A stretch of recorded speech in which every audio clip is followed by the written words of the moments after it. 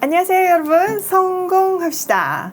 자, 우리는 5장에서부터 문란에 대한 이야기로 계속 이어오고 있었어요. 자, 이제 7장에서는 결혼, 이혼, 독신에 대한 성경적인 가르침을 해주고 있어요. 요즘 보면 결혼, 독신, 이혼에 대해서 생각들이, 개념들이 굉장히 이그러져 있고 왜곡되어 있음을 볼 수 있죠. 또 성에 대해서도 우리는 올바른 시각을 가지고 있지 않아요. 7장을 통해서 성, 결혼, 이혼, 독신 이런 것들이 어떤 의미들을 갖고 있는지 정리하고 또 우리 삶에 적용하는 시간이 되면 좋겠어요.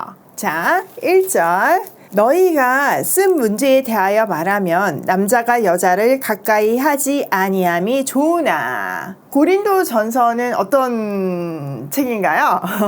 네, 맞아요. 고린도 교회 교인들이 신앙생활을 하면서 생긴 여러 가지 문제들이 있었는데 그것을 고린도 교회를 개척한 바울에게 편지 형식으로 보내서 질문을 하죠. 거기에 대한 답변이 이 고린도 전서예요. 그러니까 이 앞에 너희가 쓴 문제에 대하여 말하면 이라는 것은 질문에 대한 답을 할게요 이런 뜻이죠. 이게 뭐 7장부터 마지막 16장까지 이어지고 있는데요. 자, 1절에 너희가 쓴 문제에 대하여 말하면 이렇게 이제 답변을 해주려고 시작하는 게 보이죠. 이 15절에도 보면 내가 처녀에 대하여는 이렇게 처녀에 대해서 답변을 얘기를 해주고 또 8장 1절에 보면 우상의 재물에 대해는 이렇게 또 답변을 해주고 있어요. 또 뭐 이렇게 계속 연결되다가 마지막 16장 뭐 1절 한번 보면요. 성도를 위한 연보에 관해서는 헌금에 대해서 답변을 해주죠. 자, 이런 답변이라는 것을 염두에 두고 내용을 볼 건데요. 이 내용을 이해하려면 고린도 교회의 문화를 굉장히 잘 이해를 해야지만 해석이 돼요. 자, 고린도 교회는 어떤 상황이라고요? 헬레니즘 문화 속에서 영지주의 이혼론을 베이스로 해서 두 극단이 있다고 말했던 거 기억나시죠? 이제 뭐 귀에 못이 박혔을 거예요. 그 두 극단은 쾌락주의와 금욕주의예요. 자, 앞에서 말한 그 5장에서부터 6장까지의 스토리는 쾌락주의자들이 자기들의 영혼이 이미 구원받았고 그 증거로 은사가 나타나고 있고 그러니까 이제는 이 악한 육체로는 뭐든지 해도 괜찮다. 나는 자유함으로 뭐든지 할 수 있다. 라고 말하면서 음란한 생활을 했던 거에 대해서 문제를 제기한 거였어요. 이렇게 모든 것이 허용된다라고 주장을 하면서 음란한 생활을 하는 쾌락주의도 문제였지만요. 금욕주의도 만만치 않은 문제가 있었어요. 그들은 반대 극단에 서서 영적인 사람은 악한 육신과의 관계를 완전히 다 차단해야 된다. 이렇게 주장했거든요. 그래서 7장에서는요. 그 금욕주의자들의 잘못된 생각들을 바로 잡아주고 있어요. 일단 그들은요. 남자는 여자를 가까이 하지 않는 것이 좋다고 생각을 했어요. 자, 7장 1절에 보면 이게 꼭 사도 바울이 한 말처럼 여겨지잖아요. 근데 헬라어에는 보통 인용 부호가 없어요. 그러니까 이 구절에 대해서 수많은 오해의 해석이 있는데요. 마치 바울이 남자는 여자를 가까이 하지 않는 것이 좋습니다 라고 말하는 것 같잖아요. 그런데 여기에 따옴표를 붙이면 더 정확한 해석이 돼요. 그러니까 그들의 주장이라는 거죠. 이거는 바울의 생각이 아니라 그래 니네의 주장은 지금 남자가 여자를 가까이 하는 게 옳지 않다 이렇게 말하는데 하면서 설명을 해주고 있는 거예요.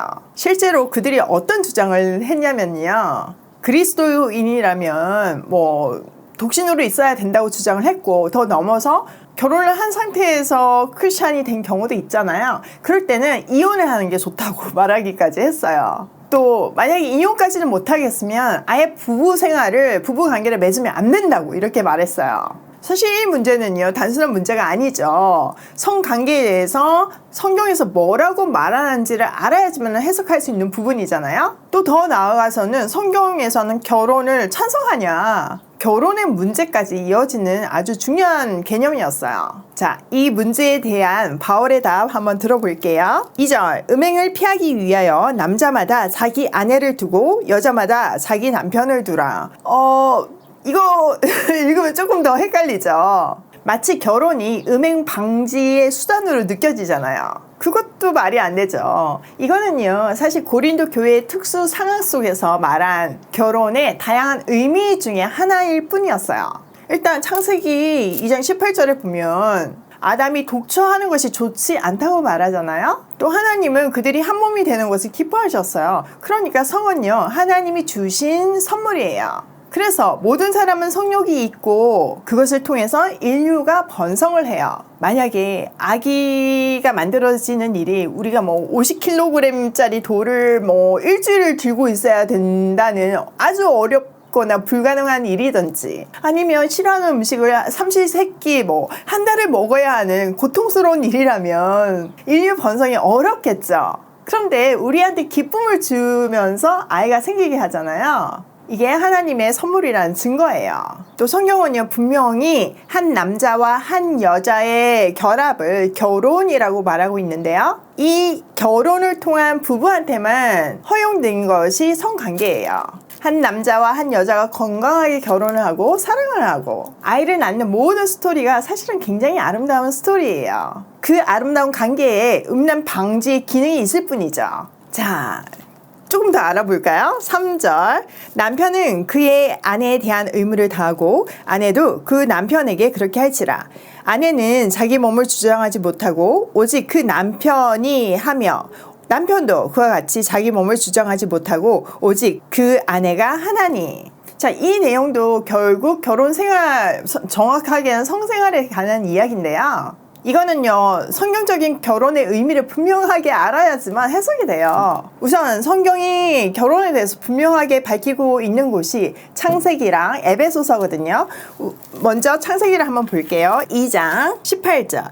여호와 하나님이 이르시되 사람이 혼자 사는 것이 좋지 아니하니 내가 그를 위하여 돕는 배필을 지으리라 하시니라. 자, 그러면 이 다음 본문이 뭐여야 되나요? 네, 당연히 돕는 배필, 하와가 만들어지는 이야기가 있어야 되죠. 근데 너무 좀 뚱딴지 같이 각종 동물을 만들어서 아담 앞으로 끌고 오고 이름을 지켜야 하는 내용이 들어가 있어요. 자, 이름을 지어준다는 것은 본질을 정확하게 규정한다는 말이죠. 그러니까 아담이 척 보고 이런 특징이 있으니까 곰, 얘는 사자, 얘는 호랑이, 막힘없이 본질을 규명하고 이름을 지어준 거예요. 그런데 그 과정을 통해서 그 어떤 동물도 자기 배필이 될 만한 것이 없음을 깨달았어요. 그때 하나님께서 아담을 잠들게 하시고 그에게서 뼈를 꺼내서 하와를 만드셨어요. 하나님께서 하와를 아담 앞으로 이끌어 왔을 때 아담은 한눈에 그 존재를 알아보죠. 그리고 그 유명한 고백이 내 뼈 중에 뼈요, 내 살 중에 살이다. 이렇게 했잖아요. 이 말은 내 안에 너 있어 라는 엄청난 사랑 고백이고요. 너는 나다 라는 멋진 깨달음이에요. 자, 그리고 2장 24절에 보면 남자가 부모를 떠나서 그의 아내와 합하여 둘이 한 몸이 됐다고 말했죠. 여기 한 몸에 엄청난 비밀이 담겨 있어요. 바로 신랑이신 예수 그리스도와 교회의 관계를 설명하고 있거든요. 그 비밀을 바울이 에베소서에서 잘 설명을 해주는데요. 5장 22절. 아내들이여 자기 남편에게 복종하기를 주께 하듯 하라. 이는 남편이 아내의 머리 됨이 그리스도께서 교회의 머리 됨과 같음이니 그가 바로 몸의 구주시니라. 그러므로 교회가 그리스도에게 하듯 아내도 범사에 자기 남편에게 복종할지니라. 남편들아, 아내 사랑하기를 그리스도께서 교회를 사랑하시고 그 교회를 위하여 자신을 주심같이 하라. 자, 성경에 이렇게 되어 있으니까 남편들이 아내한테 이거 복종해야 되는 거, 이거 성경에서 말하고 있다, 이렇게 무식하게 얘기하시는 분 안 계시죠? 이거는요, 그런 내용이 아니에요. 머리 되신 예수님께서 몸된 교회를 어떻게 사랑하는지 보여주는 부부의 모습을 말하고 있어요. 그래서 아내들은요, 교회가 예수님을 섬겨야 하고 남편은 그리스도가 교회를 사랑하듯이 자기 아내를 사랑하라고 말하고 있어요. 자기 남편한테 복종하기를 주께 하듯이 하라, 이것만 딱 떼가지고 우기면요, 성경 모른다는 증거예요. 또 이 복종은요, 세상의 복종과 달라요. 강력한 힘 앞에서 어쩔 수 없이 하는 그런 복종이 아니에요. 그리스도가 교회를 어떻게 사랑하셨나요? 네, 맞아요. 대신 죽음으로 그 사랑을 보여줬어요. 그러니까 여기서 말하는 그 사랑은요, 목숨을 아까워하지 않는 조건 없는 사랑이죠. 객관적으로 한번 생각해 보세요. 예수님은 창조주이시고 우리는 피조물이에요. 그런데 창조주가 피조물을 위해서 목숨을 내준대요. 너무나 사랑하기 때문에요. 이것은요, 드라마의 단골 주제인 무슨 대기업의 어떤 가업을 이을 아들이 가난한 여인과 조건 없는 사랑을 하는 그런 정도가 아니에요. 그 어떤 신들렐라 스토리보다 더 감격적인 사랑의 스토리예요. 그 스토리의 주인공이 바로 우리고요. 그러니 우리는요, 부부 관계를 통해서 그리스도와 교회의 관계를 배울 수 있고 어떻게 사랑해야 하는지도 볼 수 있어요. 이어서 결혼의 목적지를 26절에서 말해주는데요. 이는 곧 물로 씻어 말씀으로 깨끗하게 하사 거룩하게 하시고, 거룩이에요. 우리는 결혼을 통해서 어떻게 하길 원하나요?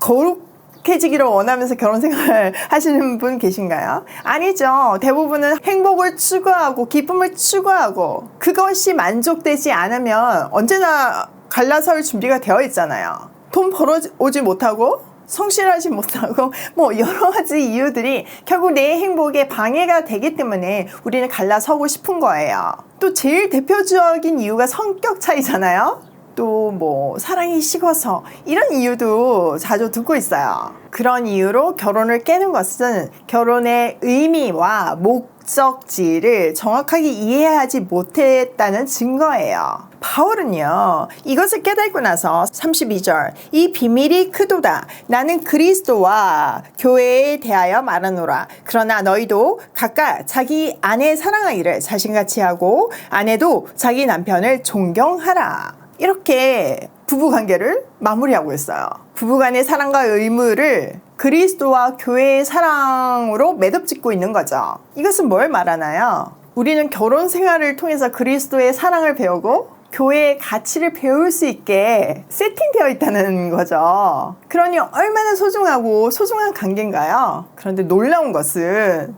갈라서고 싶을 만큼, 자식이 있는데도 갈라서고 싶을 만큼 제일 갈등도 많고 싸움도 많은 관계가 부부 관계예요. 내 몸이라고 믿기엔 너무나 먼 당신이죠. 왜일까요? 네, 그거는요, 우리의 타락한 본성 때문이에요. 그래서 목숨을 내줄 사랑으로 관계해야 하는 부부가 늘 불만과 갈등과 싸움의 연속이 될 수밖에 없어요. 사실 그 부부관계를 통해서 결국 나의 밑바닥을 내 스스로 보죠. 나 이것밖에 안 되는 사람이구나. 그 절망에서 그리스도의 은혜를 붙들고 불협화음을 조율하면서 또 극복해 나가는 것이 우리의 성화의 과정이에요. 물론 힘들죠. 말처럼 쉽지가 않죠. 또 케이스가 여러 가지가 있어요. 너무너무 힘들 때마다 우리는 기억해야 해요. 결혼은 신랑이신 그리스도와 신부인 우리가 십자가에서 맺은 결혼 언약을 연습하는 관계임을 기억해야 하는 거죠. 우리가 힘든 만큼 참 신랑이신 예수님의 다시 오심을 더 간절히 사모할 수 있잖아요. 참 수많은 역설이 담겨있는 결혼, 생각할수록 신비하네요. 이렇게 성경적인 결혼의 의미를 알았으니까 이제 본문이 무슨 말을 하는지 읽어질 거예요. 한번 볼게요. 3절. 남편은 그 아내에 대한 의무를 다하고 아내도 그 남편에게 그렇게 할지라.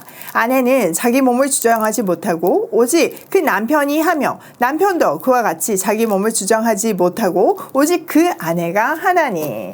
여러분, 그러니까 이게 남자, 여자, 남편과 아내가 동등한 지위가 있다고 말하는 거잖아요. 또 동등한 권리와 의무와 책임이 있다고 말하는 거예요. 이거는요, 가히 혁명가 같은 말이었어요. 그 당시 고린도 여성의 지위는요, 정말 낮았어요. 우리나라 조선시대는 될 것도 아니었어요. 그런 문화 상황에서 바울은 성경의 근거에서 남녀가 동등한 권리와 의무를 가졌음을 분명하게 말하고 있는 거죠.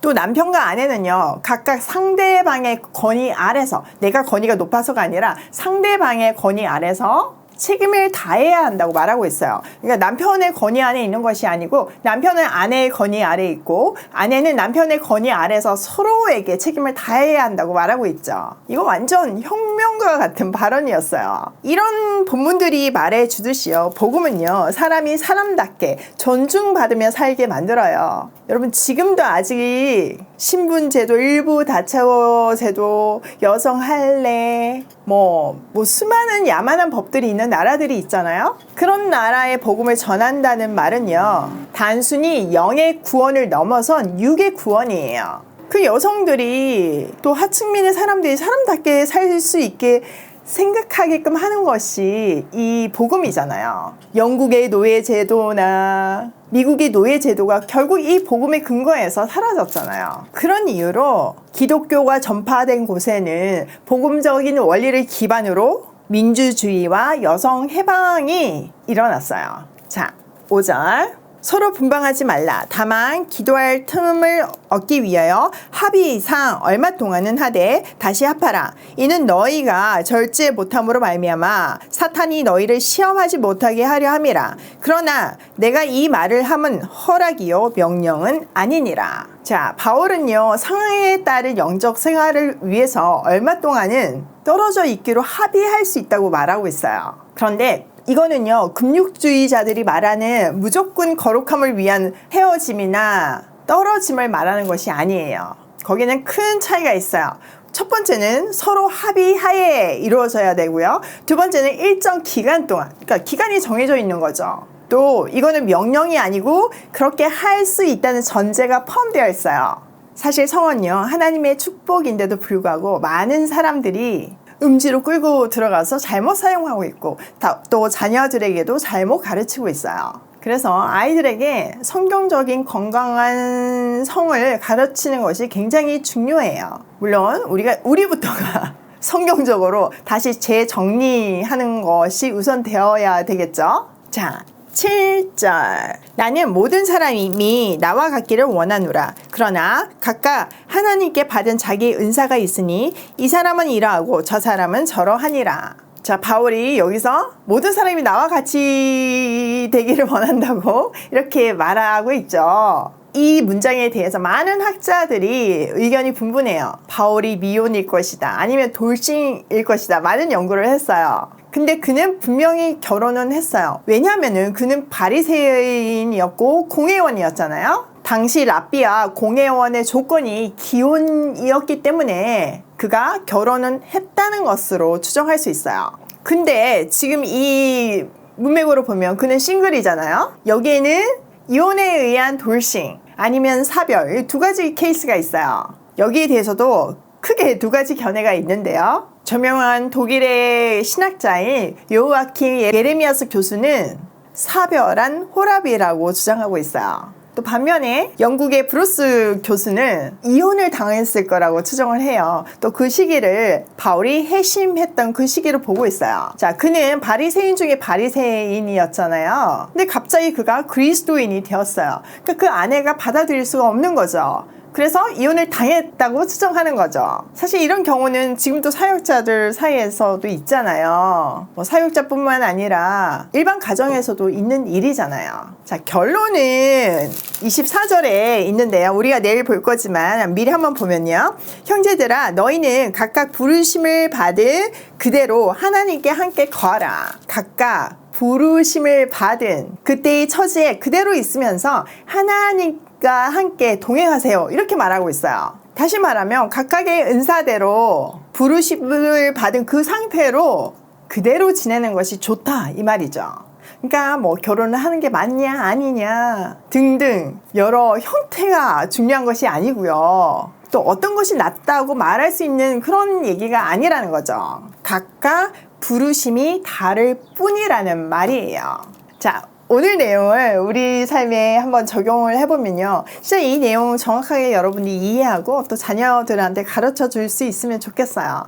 첫 번째, 결혼은 이 땅에서 그리스도와의 사랑을 가장 아름답게 연습하고 또 은혜를 간절히 구할 수 있는 현장이다. 두 번째, 부부는 영적으로 육적으로 서로에 대한 의무와 책임을 다해야 한다. 세 번째, 결혼 속에 숨겨진 소중한 가치와 소중한 관계를 은혜를 구하면서 아름답게 가꾸어 가자. 여러분, 결혼이나 뭐 자식 관계나 모든 관계가요, 서로 노력하면서 가꾸어 가는 거지 어느 날 하루아침에 완성되어 있는 게 아니에요. 여러분 다들 공감하시죠? 이 성경에 아주 중요한 원리를 붙들고 오늘도 결혼을 통해 이 땅에서 그리스도와의 사랑을 연습하며 또 아름답게 가꾸며 고고싱해요.